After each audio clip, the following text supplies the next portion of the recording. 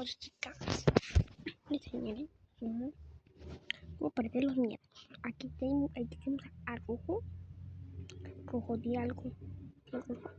No, pues le tengo miedo a caerme del edificio. ¿En serio? ¿Le tienes miedo? Sí, ese es mi miedo. A ver, tírate.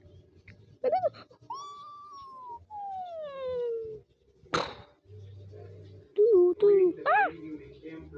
Uy, casi me caigo yo. Pero bueno, veamos cómo quedó. ¿Cómo quedó rojo?